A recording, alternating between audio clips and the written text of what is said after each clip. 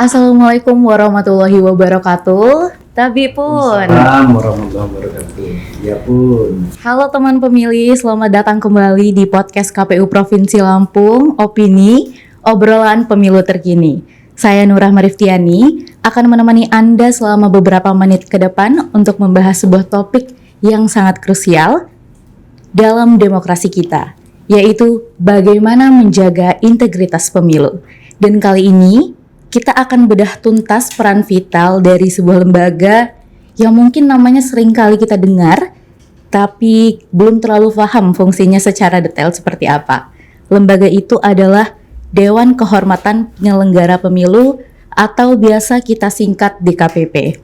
Nah, untuk mengupas tuntas tentang DKPP, kita sudah kedatangan narasumber yang sangat kompeten pastinya. Beliau adalah Bapak Muhammad Tio Aliansyah, salah satu anggota DKPP yang terhormat. Selamat datang Bapak Tio. Terima kasih sudah bersedia hadir di podcast KPU Provinsi Lampung. Sama-sama. Mungkin lebih tepatnya selamat datang kembali begitu ya Pak. Karena teman-teman pemilih, Pak Tio ini merupakan keluarga besar dari KPU Provinsi Lampung juga, karena beliau adalah anggota KPU Provinsi Lampung selama 2 periode ya Pak, Ya. dari 2014, 2019, 2019 dan 2024, begitu. Bagaimana Pak kabarnya siang hari ini? Alhamdulillah sehat, baik. Untuk datang ke Provinsi Lampung ini, ke KPU-nya itu seperti pulang ke rumah. Seperti pulang ke rumah ya Pak. Perjalanannya Pak aman? Aman. Aman, alhamdulillah. Apakah sudah menyeruput kopi kita di sini Pak? Sudah ya Pak. Ini kita sediakan juga kopinya Pak. Iya, silakan kalau sambil ngobrol nanti Bapak mau sambil chill minum-minum boleh Pak. Oke, Bapak Tio, mungkin kita bisa mulai dari pertanyaan yang paling mendasar ya Pak. Ya. Banyak dari pendengar kita Pak yang mungkin belum terlalu familiar dengan DKPP. Jadi bisa dijelaskan nggak sih Pak secara sederhana apa itu DKPP, apa yang membedakan DKPP dengan lembaga penyelenggara pemilu lainnya seperti KPU dan juga Bawaslu? Ya. Jadi Dewan Kehormatan Penyelenggara Pemilu ini tepat ya 12 Juni lalu berumur 13 tahun.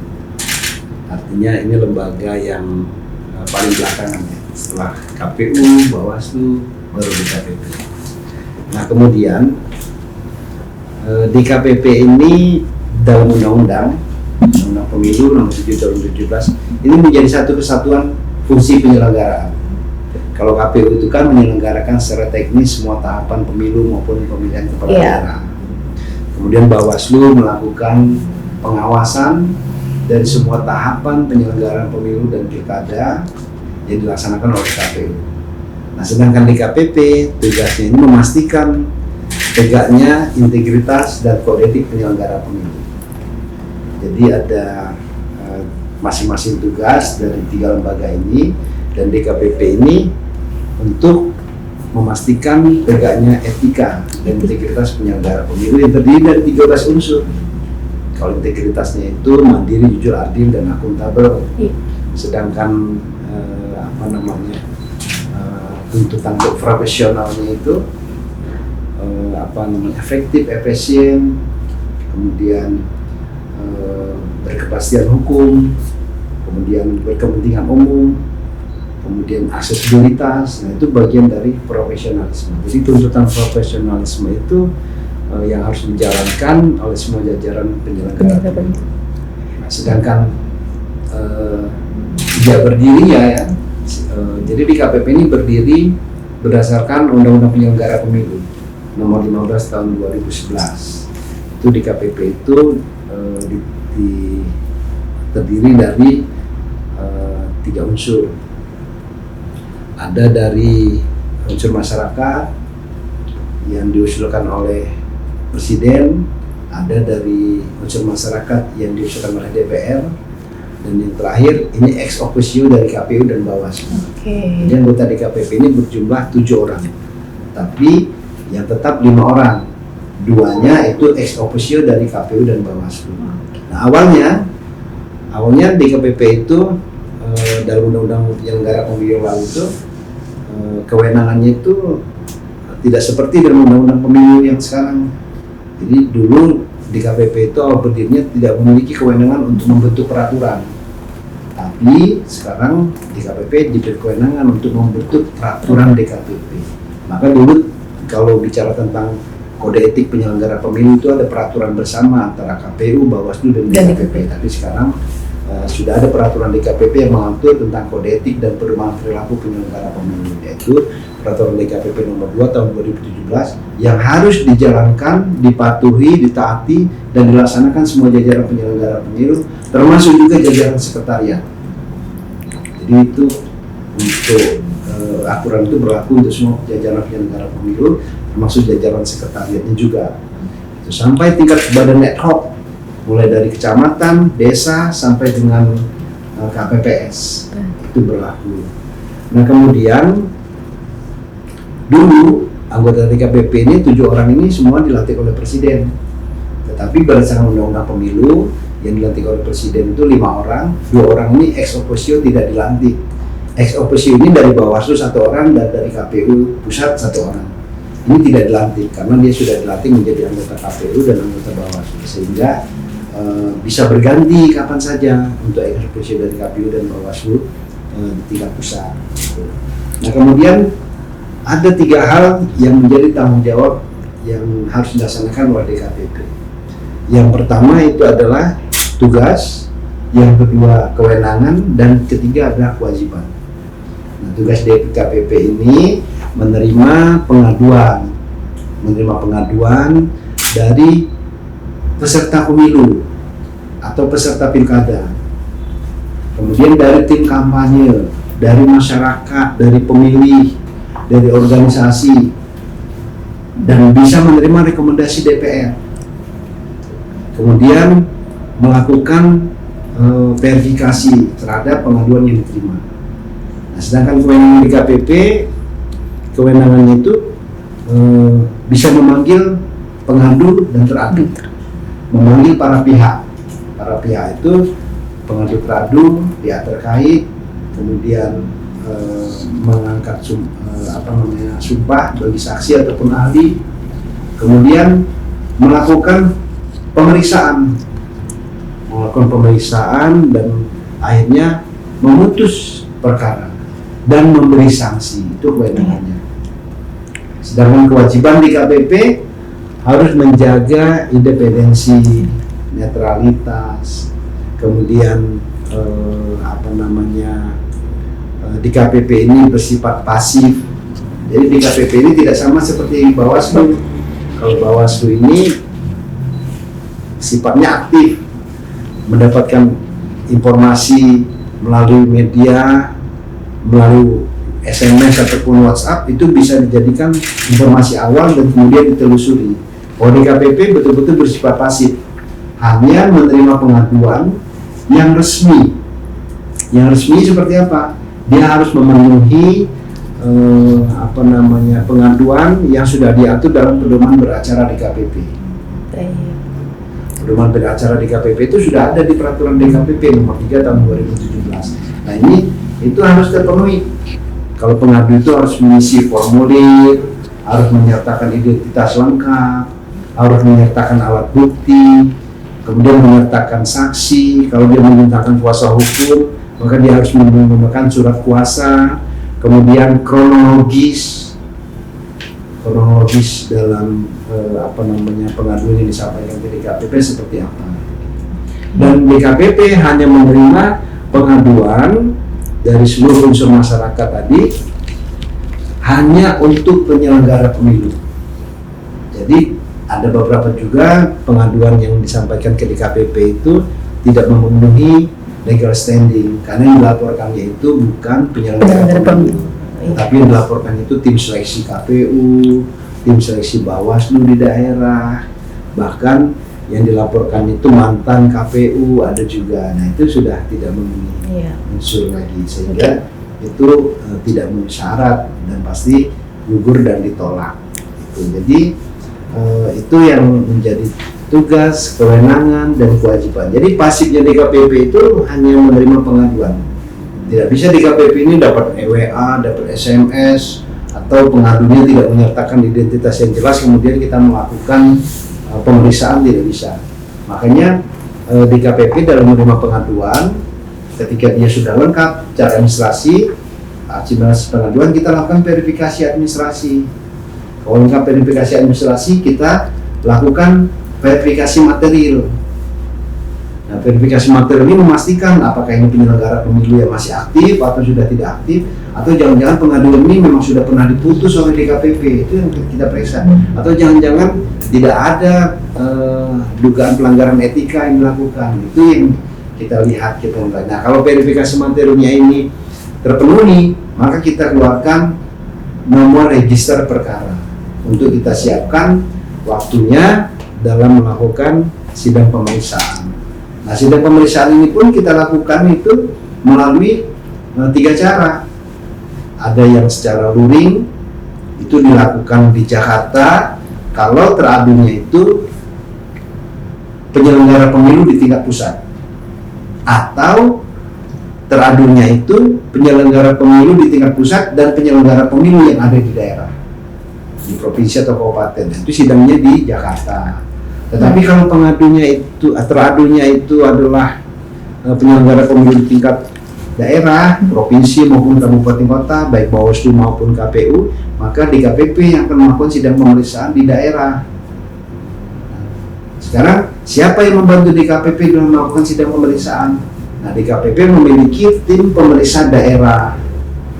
Tim pemeriksa daerah ini terdiri dari 3 unsur. Ada unsur Bawaslu dan KPU provinsi, dan ada juga unsur masyarakat, masing-masing 2. Jadi tim pemeriksa daerah di daerah yang membantu DKPP dalam melakukan sidang pemeriksaan itu jumlahnya ada 6 orang yang tugasnya menjadi majelis pemeriksa membantu DKPP dalam melakukan sidang pemeriksaan di daerah. 3 unsur ini dari 6 orang, itu bergantian. Seperti tadi yang kita lakukan sidang pemeriksaan, ya, ada dari KPU provinsi, Bawaslu provinsi, dan itu bersifat ad hoc, tidak tetap, karena bisa berganti kapan saja. Maksimal itu 2 tahun, 2 kali, karena SK itu selama per tahun dan diangkat kembali 1 kali, jadi 10 tahun. Nah, itulah DKPP dalam melakukan sidang pemeriksaan. Nah, dulu DKPP ini memeriksa semua yang namanya penyelenggara pemilu sampai tingkat PPK, Panwascam maupun KPPS maupun PPS dan PKD di tingkat desa kelurahan. Nah, tetapi DKPP sekarang hanya memeriksa penyelenggara pemilu yang definitif.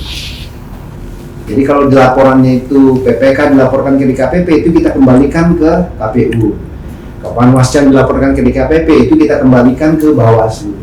Nah, PPK, PPS, KPPS ataupun Panwascam, PKD maupun pengawas TPS itu bisa diperiksa oleh DKPP ketika lembaga atau penyelenggara pemilu yang definitif itu dilaporkan bersama-sama dengan badan ad hoc. Jadi PPK, PPS, Panwascam itu kan badan ad hoc. Nah, itu bisa diperiksa oleh DKPP ketika bersama-sama dilaporkan dengan Bawaslu atau KPU-nya. Baru itu bisa kita periksa sebagai teradu. Tapi kalau hanya teradunya itu hanya penyelenggara badan ad hoc, itu kita kembalikan ke Bawaslu ataupun ke KPU. Termasuk juga penyelenggara pemilu di luar negeri, panitia pemilihan luar negeri atau PPLN, kemudian panitia pengawas luar negeri, panwas luar negeri, ya. Nah, itu kalau dilaporkan ke DKPP itu kita kembalikan ke KPU atau ke Bawaslu. Kita tidak lakukan pemeriksaan. Nah, itu yang berdasarkan peraturan perundang-undangan pemilu nomor 7 tahun 2017. Jadi itu tugas-tugasnya. Berarti mungkin kalau saya bisa bilang DKPP ini semacam polisi etiknya lembaga penyelenggara pemilu, begitu Pak? Sepertinya bukan polisi. Gimana Pak? Kalau polisi bisa nangkep. Oh iya, benar. Jadi kita nggak bisa. Kalau polisi kan bisa OTT, kita tidak bisa. Jadi kita itu hanya menerima pengaduan secara pasif. Jadi tidak bisa kita aktif, ya. dilakukan pemeriksaan secara pasif, dan kita melakukan sidang pemeriksaan. Sampai kita lakukan sidang pemeriksaan, kemudian dihadirkan alat bukti, saksi ataupun ahli, kemudian kita putuskan hasil pemeriksaan itu di dalam rapat pleno. Apakah terbukti ataukah tidak terbukti? Kalau terbukti, ada beberapa amar putusan DKPP. Amar putus DKPP itu dalam skala umumnya, itu yang pertama yang pertama itu sanksinya itu teguran tertulis. Teguran tertulis. Yang kedua pemberhentian sementara. Dan yang ketiga pemberhentian tetap. Nah, teguran tertulis ini ada 3 jenis. Yang paling ringan peringatan. Agak berat itu peringatan keras. Yang berat itu peringatan keras terakhir. Itu teguran tertulis. Kemudian kita memberi kesempatan kepada penyelenggara pemilu untuk melengkapi administrasi. Contohnya apa? Contohnya misalnya ketika penyelenggara pemilu itu berasal dari ASN, kemudian dia belum mendapatkan izin cuti atau berhenti sementara sebagai ASN, maka kita beri kesempatan selama 30 hari kerja untuk mendapatkan SK berhenti sementara sebagai ASN. Kalau dia bisa memenuhi itu, maka kita aktifkan kembali dia sebagai penyelenggara pemilu. Kalau tidak bisa, maka dia diberhentikan sebagai penyelenggara pemilu. Itu namanya pemberhentian sementara, dinonaktifkan. Kemudian yang ketiga, pemberhentian tetap. Pemberhentian tetap ini juga ada 3 jenis. Ada pemberhentian tetap sebagai ketua, pemberhentian tetap sebagai ketua divisi, atau yang paling berat, pemberhentian tetap sebagai anggota. Itu yang paling berat, pemberhentian tetap sebagai anggota. Nah, ini udah banyak yang diberhentikan tetap sebagai anggota, termasuk sanksi teguran tertulis atau pemberhentian sementara itu sudah banyak. Nah, kemudian ada satu lagi, bagaimana kalau seseorang ternyata tidak terbukti penyelenggara pemilu itu diduga melanggar kode etik atau tidak profesional, itu tidak terbukti. Maka DKPP akan merehabilitasi nama baiknya. Jadi direhabilitasi nama baiknya, dia dinyatakan tidak bersalah, tidak terbukti dalam sidang pemeriksaan. Itu bentuk-bentuk amar putusan DKPP. Berarti dengan sanksi-sanksi yang cukup tegas ini, harapannya supaya para penyelenggara pemilu tetap profesional begitu ya Pak dalam menyelenggarakan pemilu ini. Betul. Jadi di dalam beberapa kesempatan DKPP juga melakukan rapat tripartit dengan KPU dan Bawaslu dan DKPP, kemudian juga melakukan sosialisasi, kemudian melakukan pendidikan etik ya kepada penyelenggara pemilu ataupun kepada peserta pemilu sebagai audiensnya dalam kegiatan sosialisasi ataupun pendidikan etik, termasuk juga dengan media juga kita bersahabat untuk memperkenalkan apa itu DKPP. Dan DKPP ini dalam melakukan sidang pemeriksaan itu dilaksanakan secara live berarti terbuka, transparan ya Pak kepada masyarakat. Jadi bisa diakses melalui YouTube DKPP secara live atau Facebook DKPP. Jadi itu bisa ditonton oleh siapapun. Ya, jadi tidak ada yang ditutup-tutupi ya teman-teman pemilihnya. Dan orang bisa menilai apakah ini benar ataukah tidak benar, apakah terbukti atau tidak terbukti, itu orang bisa menilai dari fakta-fakta dalam persidangan itu. Baik Pak Tio. Nah Pak Tio, mungkin tadi sebenarnya saya akan menanyakan juga untuk tugasnya dan fungsinya, tapi ternyata sudah dijawab lengkap oleh Pak Tio ya teman-teman pemilih. Apapun tugas, kewenangan dan kewajibannya tetap ngopi, benar. Bagaimana Pak? Apakah kalau kopi Lampung itu beda ya Pak sama yang di Jakarta ya Pak? Jadi saya sudah keliling di beberapa tempat di daerah ya, penghasil kopi. Lidah saya cocok dengan kopi Robusta Lampung. Oke. Tidak ada yang menandingi. Tidak ada yang menandingi. Sudah paling best itu ya Pak. Saya datang ke mana? Di Sulawesi, ke Bali, ke NTT, ke Papua. Kopi Papua kan terkenal luar biasa. Saya ke Aceh. Tapi kalau untuk robustanya, lidah saya tetap jatuh cinta. Kopi Robusta Lampung. Luar biasa banget. Saya kopi Robusta Lampung. Bahkan kalau ada tamu-tamu, saya sajikan kopi Robusta Lampung, dan itu yang paling enak menurut lidah saya itu kopi Robusta Lampung Tanggamus, yang ada di Tanggamus dan ada di Lampung Barat Liwa. Liwa, iya Pak. Itu paling enak. Udah paling best, paling nancep di hati pokoknya ya Pak, nggak tergantikan gitu. Nancep di hati dan berkesan di lidah. Oh iya benar.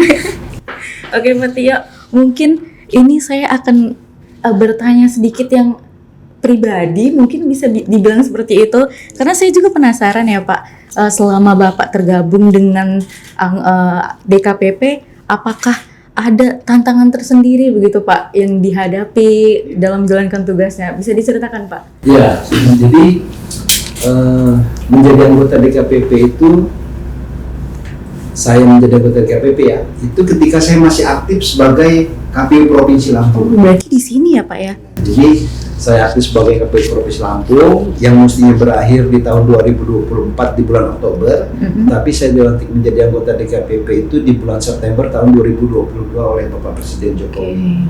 Nah, otomatis semua jajaran penyelenggara pemilu di Indonesia ini, khususnya di level provinsi KPU, itu teman dan sahabat saya. Jadi pada saat melakukan sidang pemeriksaan ketika teman-teman dilaporkan, nah di situ perang batin. Tetapi saya harus tetap bisa profesional, dan saya harus profesional menjalankan tugasnya sesuai dengan sumpah janji yang dilaksanakan pada saat menjabat sebagai anggota DKPP. Jadi mau teman, mau sahabat, mau adik, mau junior, mau senior, ketika dia dilaporkan dan terpenuhi unsur formil materialnya, kita lakukan sidang pemeriksaan, ya kita bekerja secara profesional. Maka saya lebih banyak mengantisipasinya dengan melakukan sosialisasi, pendidikan etik, bahkan dalam setiap kesempatan sidang pemeriksaan pun saya sering memberikan nasihat atau tausiah kepada penyelenggara pemilu, baik dia sebagai teradu, dia sebagai pihak terkait, ataupun dihadirkan sebagai pengadu.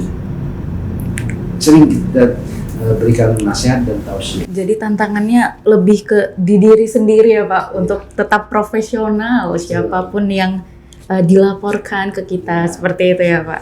Oke, Bapak mungkin ini terakhir ya Pak ya. Sebagai seorang anggota Dewan Kehormatan Penyelenggara Pemilu nih Pak, apa harapan Bapak ke depan terhadap penyelenggara pemilu di Indonesia, dan apa sih Pak pesannya kepada masyarakat terkait peran DKPP ini? Ya. Menjadi penyelenggara pemilu itu, baik KPU maupun Bawaslu, ketika dia menjalankan regulasi dengan paripurna, ketika dia regulasi ataupun peraturan itu menjadi hal panglima yang menjadi utama, maka itu mudah menjalankannya. Tetapi ketika dia mengabaikan regulasi, mengabaikan peraturan perundangan, maka dia akan sulit menjalankan tugasnya. Maka dari itu pesan saya, laksanakan tugas, kewenangan, dan kewajiban sesuai dengan peraturan perundang-undangan atau regulasi lainnya yang sudah ditetapkan oleh KPU maupun oleh Bawaslu, supaya pijakannya jelas. Kalau pijakannya itu aturan, maka siapapun yang dihadapi, bagaimanapun situasinya, dan apapun yang akan dilakukan, itu tidak akan menimbulkan persoalan. Yang menjadi persoalan itu ketika penyelenggara seperti peserta. Gimana tuh Pak maksudnya Pak? Ya kalau penyelenggara pemilu kan menyelenggarakan semua tahapan penyelenggaraan. Yang otomatis dia harus menjaga independensinya, netralitasnya, bekerja sesuai dengan aturan. Tetapi ketika penyelenggara seperti peserta, nah dia kesulitan sendiri memposisikan dirinya. Itu tidak boleh. Jadi kan ada 3 unsur elemen dalam pelaksanaan pemilu. Ada penyelenggara, kemudian ada peserta, dan ada pemilih.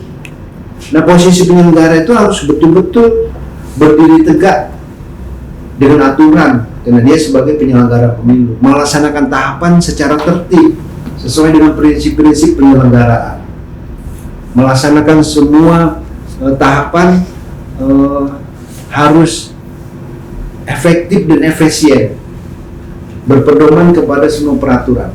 Kuncinya bekerja sebagai penyelenggara pemilu ini harus dan wajib taat peraturan. supaya bekerjanya itu plong. Tapi kalau dia bekerjanya seperti kesannya dia seperti penyelenggara pemilu, tetapi kesan seperti peserta, nah itu dia pasti tidak bisa dia objektif dalam menjalankan tugas-tugasnya. Nah ini yang sering banyak dilaporkan. Kenapa? Ternyata begitu diperiksa, oh dia seperti peserta, dia tidak independen, dia tidak netral, karena ada faktor di belakangnya. Ternyata apa? Ada money politik, ada hubungan kekeluargaan, ada hubungan senior junior. Nah ini yang berbahaya. Ada intervensinya Ada gitu ya Pak ya. intervensi. Iya. Baik. Untuk masyarakat Pak, bagaimana? Nah, untuk masyarakat, bahwa penyelenggara pemilu itu tidak hanya pada saat menjalankan pemilu atau melaksanakan pilkada. Pelanggaran etika itu bisa pada saat ada tahapan pemilu, bisa pada saat ada tahapan pilkada, tetapi banyak juga yang tidak ada tahapan pemilu, tidak ada tahapan pilkada, diduga melanggar kode etik dan pedoman perilaku penyelenggara pemilu. Ini kan pemilu sudah selesai, pilkada sudah selesai. Ini masyarakat bisa menilai, bisa melihat di tengah situasi tidak ada tahapan pemilu dan pilkada, apakah bisa dilakukan? Bisa. Menyangkut apa? Menyangkut perilaku penyelenggara pemilu. Perilaku yang bagaimana? Perilaku yang tidak baik. Misalnya anggota penyelenggara pemilu ya, anggota KPU, oknum anggota Bawaslu, misalnya mabuk-mabukan, itu bisa dilaporkan ke DKPP. Penyalahgunaan narkotika, main judi, atau berkelahi di kantor. Ada juga yang berkelahi antara jajaran sekretariat dengan komisioner, ada antara komisioner dan komisioner, ada juga. Dan ada yang diberhentikan juga karena itu. Dan menyangkut perilaku, termasuk juga perilaku asusila dan pelecehan seksual. Itu menyangkut perilaku. Makanya peraturan DKPP nomor 2 tahun 2017 itu tentang kode etik dan pedoman perilaku penyelenggara pemilu. Kebanyakan pedoman perilaku penyelenggara pemilunya ini tidak ada kaitannya dengan pemilu, tidak ada kaitannya dengan pilkada, tetapi kaitannya dengan perilaku penyelenggara pemilu secara pribadi. Begitu. Baik, Bapak terima kasih banyak untuk pesan-pesannya. Tidak terasa teman-teman sudah terjawab semua pertanyaan kita tadi mengenai apa itu DKPP, bagaimana fungsinya, bagaimana cara DKPP bekerja, dan bagaimana sih cara kita melaporkan jika ada pelanggaran yang dilakukan oleh penyelenggara pemilu. Dari obrolan kita hari ini sangat jelas bahwa DKPP ini memegang peran yang sangat vital dalam menjaga kualitas demokrasi kita. DKPP adalah penjaga gawang integritas penyelenggara pemilu. Tanpa DKPP bisa jadi ada keraguan terhadap hasil pemilu. Terima kasih banyak Bapak Tio atas waktu dan penjelasannya yang sangat mencerahkan kami. Jadi kami sudah lebih paham lagi nih Pak tentang DKPP. Semoga teman-teman di rumah yang sedang menonton juga bisa mendapatkan insight-nya yang sudah dibagikan oleh Pak Tio. Dan untuk teman pemilih sekalian, terima kasih sudah setia mendengarkan podcast KPU Provinsi Lampung. Semoga episode kali ini memberikan wawasan baru bagi kita semua. Jangan lupa untuk terus mengikuti episode-episode kami selanjutnya.